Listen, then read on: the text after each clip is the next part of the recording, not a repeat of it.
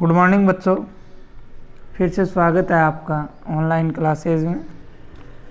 36 number chapter हमने शुरू कर रखा है। चैप्टर नंबर 36, ठीक है। क्रोमोसोमल एब्रेशंस इन ह्यूमन, मानव में गुणसूत्र विकृतियाँ, जिसमें कल हमने जो टॉपिक छोड़ा था वो था गुणसूत्र के प्रकार, types of chromosome, types of chromosome, गुणसूत्र के प्रकार। देखिए कक्षा 11 के अंदर हमने जो गुणसूत्र के प्रकार पढ़े थे, लिंग गुणसूत्र, अलिंग गुणसूत्र, उनकी बात की थी। उनकी भी हम बात करेंगे, ऑटोसोम्स और सेक्स क्रोमोसोम की। लेकिन उससे पहले मैंने आपको कल 3 प्रकार और बताए थे। कितने प्रकार बताए थे? 3 प्रकार और बताए थे। एक नंबर था वायरल गुणसूत्र, 2 नंबर पे बताया था मैंने प्रोकैरियोटिक, और 3 नंबर पे बताया था आपको यूकैरियोटिक गुणसूत्र। तीनों की हम विस्तार से बात करेंगे इस वीडियो के अंदर कि ये क्या होते हैं, तीनों ही गुणसूत्रों की किसे कहते हैं और क्या इनके एग्जाम्पल होते हैं। तो सबसे पहले 1 नंबर पे बात करते हैं वायरल गुणसूत्र की। इसकी बात करते हैं, वायरल गुणसूत्र की बात करते हैं कि वायरल गुणसूत्र जो है वो क्या होता है। देखिए वैसे तो सभी तरह के जितने भी वायरस हैं उन सब के अंदर एक गुणसूत्र पाया जाता है। कितना गुणसूत्र पाया जाता है? एक गुणसूत्र पाया जाता है। यहाँ ध्यान देने योग्य बात यह है कि सभी वायरसों के अंदर कितना गुणसूत्र पाया जाता है? एक गुणसूत्र पाया जाता है, जिसे हम रासायनिक रूप से, किसकी दृष्टि से? रासायनिक रूप से आरएनए, जो रासायनिक रूप से क्या है, आरएनए व डीएनए का बना हुआ होता है। या तो आरएनए का बना होगा या फिर किसका बना हुआ होगा? डीएनए का बना हुआ होगा। या तो आरएनए का बना होगा या फिर किसका बना हुआ होगा? डीएनए का बना हुआ होगा। फॉर एग्जाम्पल अगर हम लोग बात करें तो बैक्टीरियोफेज किसे कहते हैं? हिंदी में क्या बोलते हैं इसको? जीवाणुभोजी। क्या बोला जाता है? जीवाणुभोजी वायरस। जीवाणुभोजी क्या है? एक वायरस है, विषाणु है। जीवाणुभोजी वायरस जो है, क्या होता है जीवाणुभोजी वायरस? ऐसा वायरस जो किसको संक्रमित करता है? जीवाणु को संक्रमित करता है। जीवाणु को क्या करता है? संक्रमित करता है। क्या कहलाता है? जीवाणुभोजी वायरस कहलाता है। तो बैक्टीरियोफेज या जीवाणुभोजी है, इसमें गुणसूत्रों में गुणसूत्र के रूप में कौन पाया जाता है? डीएनए पाया जाता है। हमने कक्षा 11 के अंदर जीवाणुभोजी की संरचना भी पढ़ी थी। तो इसमें गुणसूत्र के रूप में क्या पाया जाता है? डीएनए पाया जाता है। और ये गुणसूत्र जो डीएनए होता है ये रेखीय या वर्तुलाकार का होता है। कैसा होता है? वर्तुलाकार का होता है। या तो रेखीय होगा या फिर क्या होगा? वर्तुल प्रकार का होता है। इसी प्रकार अगर हम और बात करते हैं तो अधिकांश जो एनिमल वायरस हैं, कौन है? एनिमल वायरस हैं। उन एनिमल्स वायरस और जो पादप वायरस हैं जैसे टीएमवी है, तम्बाकू मोजेक वायरस हैं आदि में एक श्रृंखला वाला, ओनली 1 चेन वाला जो है क्या पाया जाता है? आरएनए अणु पाया जाता है। क्या पाया जाता है? आरएनए अणु जो है वो पाया जाता है। और ये जो गुणसूत्र होते हैं ये प्रोटीन के बने हुए होते हैं, और जो कैप्सिड है घोल उसके अंदर पाए जाते हैं। किसके बने हुए होते हैं? प्रोटीन के बने हुए होते हैं, और जो कैप्सिड होता है उसके अंदर पाए जाते हैं। प्रोटीन के बने हुए घोल जो होता है उसके अंदर जो कैप्सिड होता है उसमें ये स्थित होते हैं। तो वायरल गुणसूत्र आपको मैंने बताया, वायरस है उनमें एक गुणसूत्र पाया जाता है जो आरएनए या डीएनए का बना हुआ होता है। जैसे हमने उदाहरण के रूप में बैक्टीरियोफेज की बात कर ली। ये तो हो गया 1 नंबर। अब बात करते हैं 2 नंबर प्रकार की प्रोकैरियोटिक गुणसूत्र। 2 नंबर कौन सा है? प्रोकैरियोटिक गुणसूत्र।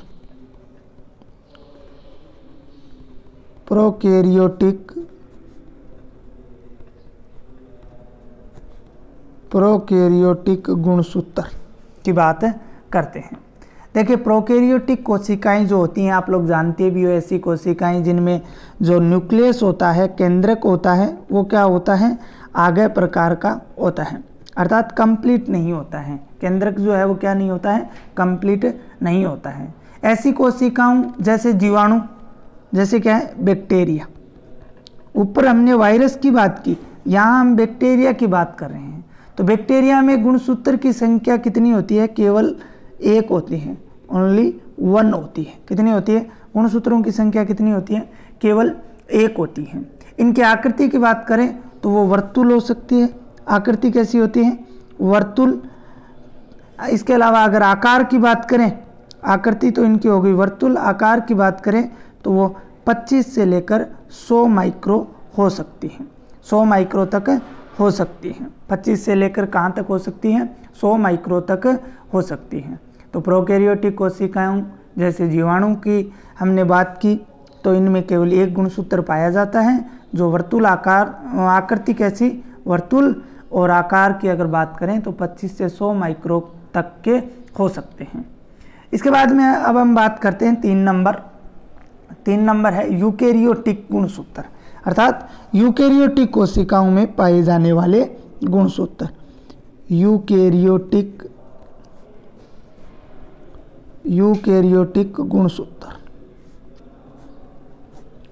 देखो, यूकैरियोटिक गुणसूत्र क्या होते हैं? पहली बात तो सबसे महत्वपूर्ण बात, यूकैरियोटिक कोशिकाएं कौन सी होती हैं?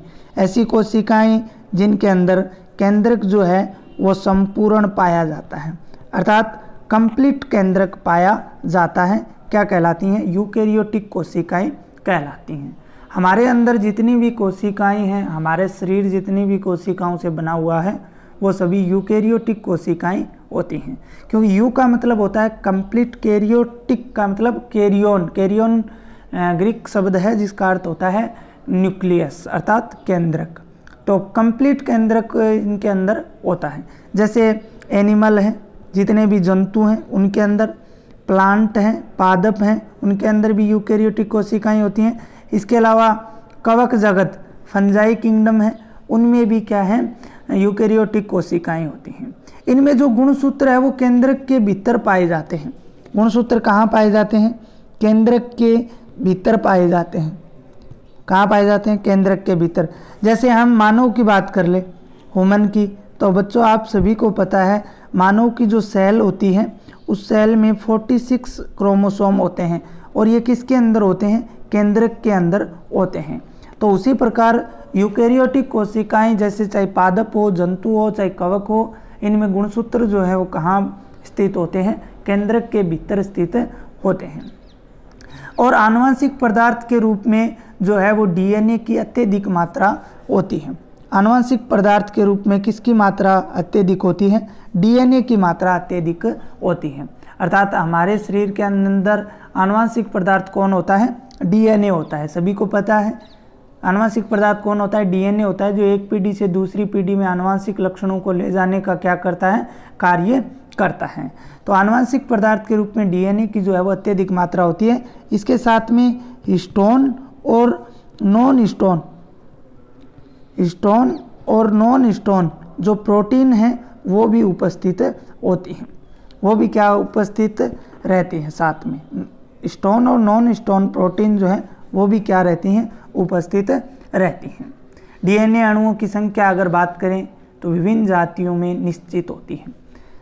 भाई, अगर हम डीएनए अणुओं की संख्या की बात करते हैं तो वो विभिन्न जातियों में क्या होती हैं? फिक्स होती हैं। जैसे कि निमेटोड के अंदर बात करें, निमेटोड जो एनिमल है उनके अंदर अगर हम बात करें तो उनकी संख्या कितनी होती है? ओनली 2 होती है, 2 होती है। इसी प्रकार अगर हम बात करें, ये तो सबसे कम हो गई। प्रोटोजोआ संघ के सदस्यों के अंदर बात करें, जैसे अमीबा है, पैरामीशियम है, प्रोटोजोआ संघ के जो सदस्य हैं उनमें ये 1600 तक हो सकती है। कितनी हो सकती है? 1600 तक हो सकती है।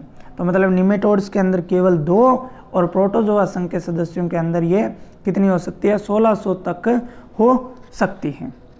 तो प्यारे बच्चों, इस प्रकार देखो हमने 3 प्रकार किए हैं, वायरल गुणसूत्र, प्रोकैरियोटिक गुणसूत्र, यूकैरियोटिक गुणसूत्र। सीधी सी बात है, वायरल का मतलब वायरस, अर्थात वायरस में गुणसूत्र किस रूप में होगा? डीएनए या आरएनए के रूप में होगा और केवल एक होगा, जैसे बैक्टीरियोफेज। मैं आपको शॉर्टकट में बता रहा हूँ। प्रोकैरियोटिक, ऐसे गुणसूत्र जो प्रोकैरियोटिक कोशिकाओं में पाए जाते हैं, ठीक है ना। प्रोकैरियोटिक कोशिकाएं मतलब जिनमें केंद्रक पूर्ण ना हो, जैसे बैक्टीरिया, जैसे हमने उदाहरण किसकी बात की है? बैक्टीरिया की बात की है, जिनमें केवल एक गुणसूत्र होता है। लास्ट हमने बात की थी यूकैरियोटिक गुणसूत्र की, अर्थात ऐसे गुणसूत्र जो यूकैरियोटिक कोशिकाओं में पाए जाते हैं, जैसे एनिमल्स हो गए, प्लांट्स हो गए, फंजाई हो गए, इनके अंदर। और इनके अंदर हमेशा ही गुणसूत्र जो है वो कहाँ स्थित होते हैं? केंद्रक के अंदर स्थित रहते हैं। अलग अलग डीएनए अणु है, उसकी मात्रा इनमें अत्यधिक होती है, जिनकी संख्या भी मैंने आपको बताई। तो ये तो बात हो गई टाइप्स ऑफ क्रोमोसोम की। अब हम बात करते हैं गुणसूत्रों की संख्या की, अर्थात प्रकार। मुख्य रूप से ये 3 प्रकार हो गए। अब हम बात करते हैं गुणसूत्रों की प्रकार, अर्थात रियल में जो गुणसूत्र होते हैं वो कितने प्रकार के होते हैं। गुणसूत्र के टाइप्स देखो, संख्या के आधार पर अगर हम टाइप्स की बात करते हैं तो देखिए 2 प्रकार के गुणसूत्र होते हैं। एक तो होता है कायिक गुणसूत्र। कौन सा होता है? कायिक गुणसूत्र। एक तो होता है कायिक या इसको देहिक बोलते हैं, कायिक या देहिक। और दूसरा होता है वो होता है लिंग गुणसूत्र। पीछे वाले चैप्टर के अंदर भी हम लोग पढ़ के आए हैं। कौन सा होता है? लिंग गुणसूत्र। कायिक या देहिक को बोलते हैं ऑटोसोम, ठीक है। और लिंग गुणसूत्र को बोलते हैं सेक्स क्रोमोसोम। क्या बोला जाता है? सेक्स क्रोमोसोम जो है वो बोला जाता है। इनकी बात करते हैं। वैसे तो मैं बता चुका हूँ, एक बार आप लोग फिर से सुन लो ये क्या होते हैं। तो मनुष्य में आपको पता है 23 जोड़ी गुणसूत्र पाए जाते हैं, अर्थात 46 गुणसूत्र होते हैं। ह्यूमन के अंदर कितने होते हैं? 23 जोड़ी, 23 ट्विंस, या फिर आप 46 गुणसूत्र जो है वो बोल सकते हैं। इनमें से अगर 46 में अगर हम बात करें तो आपको पता है 22 जोड़ी या फिर 44, चाहे मेल हो चाहे फीमेल हो, दोनों में क्या होते हैं? बराबर होते हैं। दोनों में क्या होते हैं? समान होते हैं, जिन्हें हम अलिंगी गुणसूत्र या ऑटोसोम या उन्हें हम कायिक गुणसूत्र बोलेंगे, या उन्हें हम क्या बोलेंगे? कायिक गुणसूत्र बोलेंगे, जो संरचनात्मक व क्रियात्मक कार्य करते हैं। और अगर हम बात करें लास्ट जोड़ी की, 23वीं जोड़ी की, वो मेल और फीमेल, वो क्या है? मेल और फीमेल के अंदर अलग अलग होती हैं। एक एक जोड़ी जो है वो अलग अलग होती हैं, अर्थात 2 गुणसूत्र जो हैं वो क्या होते हैं? अलग अलग होते हैं। पुरुषों में ये गुणसूत्र 2 गुणसूत्रों में से एक गुणसूत्र छोटा होता है तथा दूसरा बड़ा होता है। मेल के अंदर एक गुणसूत्र एक्स होता है और एक क्या होता है? वाई होता है, जिनमें से एक छोटा और एक क्या होता है? बड़ा होता है। स्त्रियों में दोनों गुणसूत्र समान होते हैं, दोनों एक्स एवं एक्स होते हैं, अर्थात दोनों क्या होते हैं? एक्स एक्स होते हैं, जबकि पुरुष के अंदर एक बड़ा और एक छोटा होता है।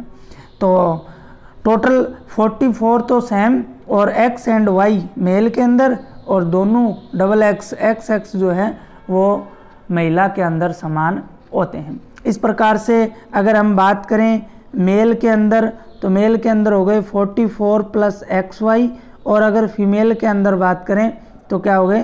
44 प्लस एक्स एक्स। हमने पीछे वाले चैप्टर में सेक्स डिटर्मिनेशन इन ह्यूमन की बात की थी, मानव में लिंग निर्धारण की भी बात की थी, ठीक है।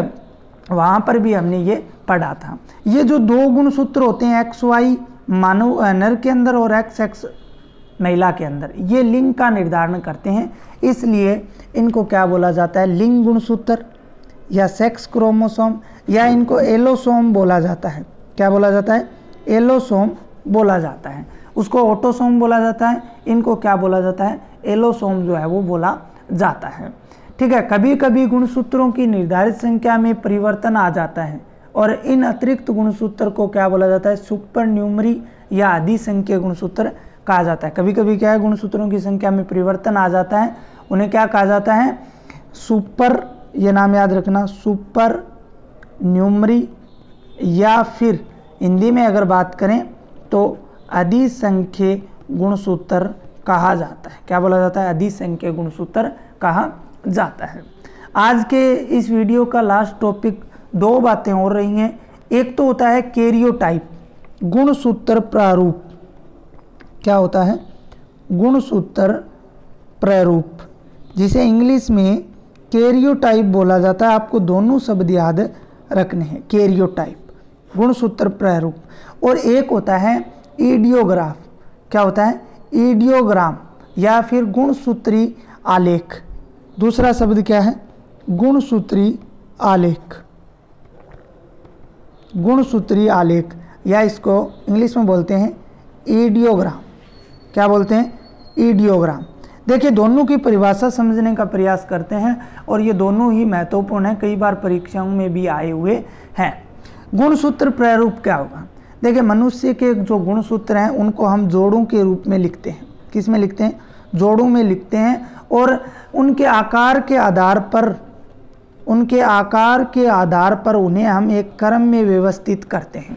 क्या करते हैं भाई, गुणसूत्र जो हैं उनको जोड़ों में लिखते हैं और उनको उनके आकार के आधार पर हम क्या करते हैं, उनको क्रम में व्यवस्थित करते हैं, और प्रत्येक जोड़े को एक संख्या से जाना जाता है, जिसे क्या बोला जाता है, गुणसूत्र प्रारूप या कैरियोटाइप बोला जाता है। कैरियोटाइप या गुणसूत्र प्रारूप किसे कहेंगे, गुणसूत्रों को एक क्रम में व्यवस्थित करना ही कैरियोटाइप कहलाता है।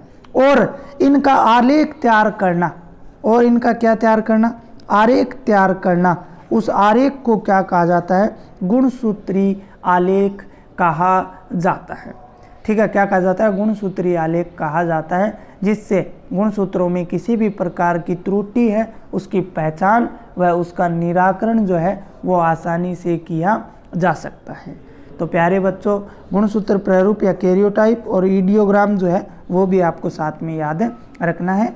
आज के लिए इतना ही। कल हम मानव गुणसूत्रीय विकृतियाँ, ह्यूमन क्रोमोसोमल एब्रेशंस हैं, उनकी बात है वो करेंगे।